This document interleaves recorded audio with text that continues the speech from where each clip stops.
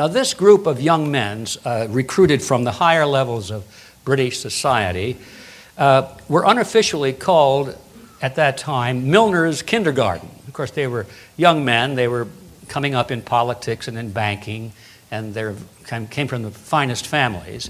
But they called them Milner's Kindergarten because they worked very closely together, and they tutored them and helped them get into positions of authority, especially in government. Now, they were placed into the power centers of society, and eventually they became the round table organizations in each of those countries. And so they were the inner circle of a larger circle around them. Now, while reviewing all of this, it's important for us to keep in mind that the primary purpose of a secret society is to keep secrets. It's pretty obvious.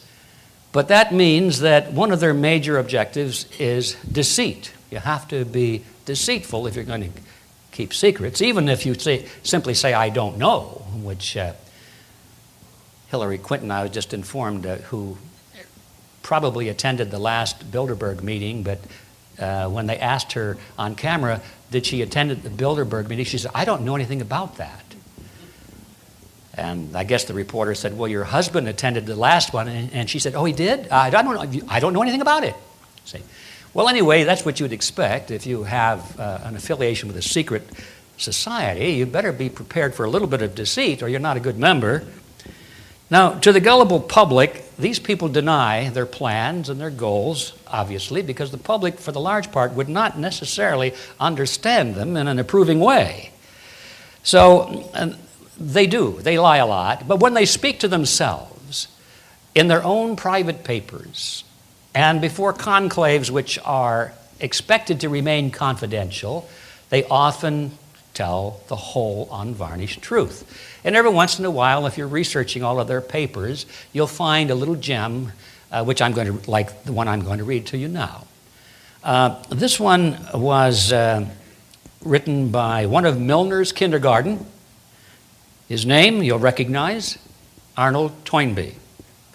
He's a renowned historian. He was a professor at the London School of Economics. He was a director of studies at the Royal Institute of International Affairs, which was a front for the Round Table. He was a British intelligence agent and the author of that very famous 12-volume history of the world. It's called A Study of History, which extols the virtue of world government and collectivism. So he's a big guy.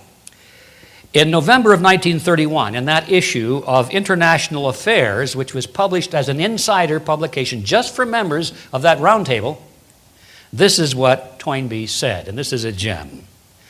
He said, I will hereby repeat that we are at present working discreetly, but with all our might, to wrest this mysterious political force called sovereignty out of the clutches of the local national states of the world. And all the time we are denying with our lips what we are doing with our hands, end quote. And that, of course, just makes sense. People want to go to the members of the Council on Foreign Relations and say, are you guys really planning world government and loss of sovereignty and so forth? Of course not, they say. Are you really planning to merge America, the United States, with Canada and Mexico? Absurd. See, this is just part of the game, and you must understand it. Now, world government doesn't just happen by writing some articles or books. Only when people are in control of power centers of society can they bring about massive changes like this. Not scholarship, but power. It's not public opinion, but power.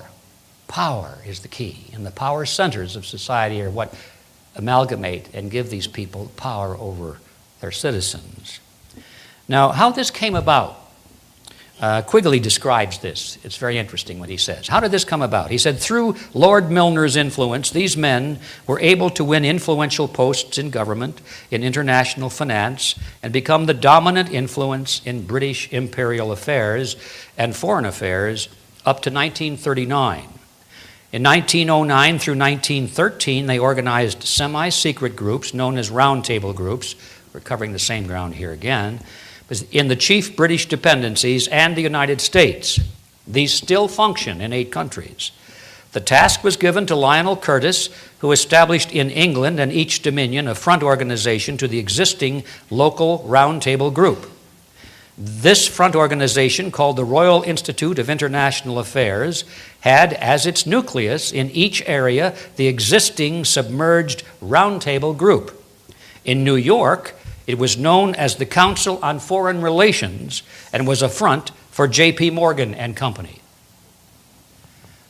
All right. At last we come to this ubiquitous Council on Foreign Relations. You hear more and more about it. Even increasingly now on the news, you'll say, and here is a word from so-and-so from the Council on Foreign Relations office. And the average gum-chewing public says, that sounds good. I wonder what that's all about. So increasingly, this phrase, CFR, Council on Foreign Relations, is becoming more and more at least common. People don't know what it is, but they've heard it. So it's no longer frightening when they hear it. So we are informed by Quigley and others that the Council on Foreign Relations was spawned by a secret society which still exists today, that it is a front for a roundtable group originally embodied in J.P. Morgan and Company, but now the Rockefeller Consortium, and that its primary goal is no longer the expansion of the British Empire, but global collectivism with control in private hands, administered in a feudalist fashion by the central banks of the world. Now, ladies and gentlemen, these are their words, not mine. Now, why is this important? It is important because the members of the Council on Foreign Relations are the rulers of America. Can I back that up? I think I can. Who are the members of the Council on Foreign Relations? It's a very long list. Actually, there's about 4,000 names. And it's available, by the way, if you write to the Council on Foreign Relations office on your own letterhead, especially if it's a corporate letterhead. So I'd like a copy of the annual report. You'll get it. I've been collecting these for many years, and in the back of each report, they have the list of the current members. And here's what I found. Let's start with presidents of the United States. Council members include Herbert Hoover, Dwight Eisenhower, Richard Nixon, Gerald Ford, James Carter, George Bush Sr., and William Clinton. Now, JFK once said that he was a member of the Council on Foreign Relations, but I've not been able to find his name on any of the membership lists. So he's confused over that. I guess he wanted to be, but never quite made it in. Now, former presidential candidate John Kerry is a member of the Council on Foreign Relations. And if anything should happen to President Bush, then Richard Cheney would become president, and he is a member of the Council on Foreign Relations. Secretaries of State, undoubtedly, to this group are more important than presidents, because the presidents often just take advice. I mean, there's so much going on. They've got their cabinet, and they've got people telling them what to do. And so the Secretary of State is a critical figure, a critical position in this New World Order. And so it's not surprising to find that just about every Secretary of State from the beginning has been a member of the CFR. Here's the list.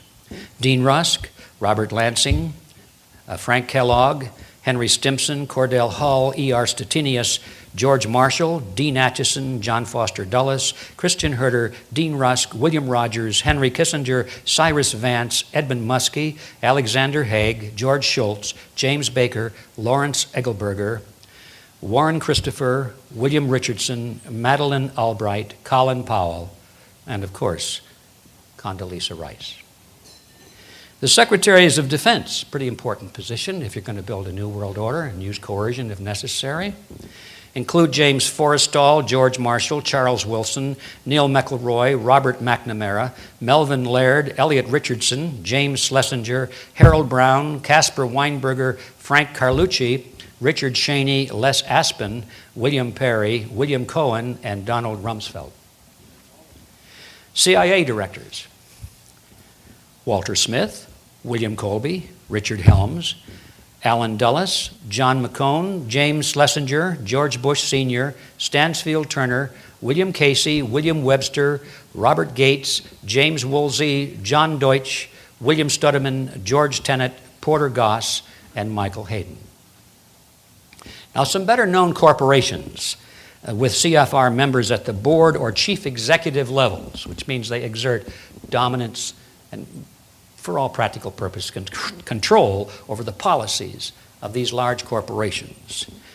Now, this is a long list, and I'm not going to read to you any more than just the tip of the iceberg.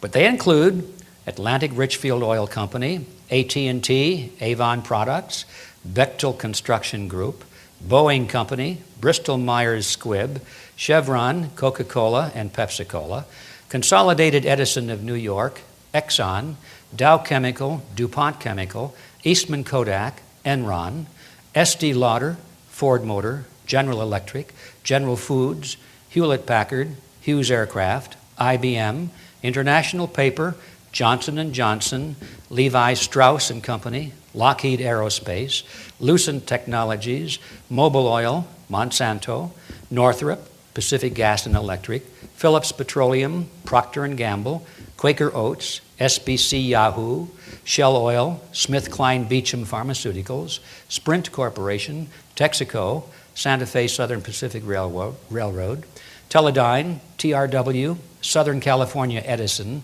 Unocal, United Technologies, Verizon Communications, Warner Lambert, Weyerhaeuser, and Xerox, to name just a few.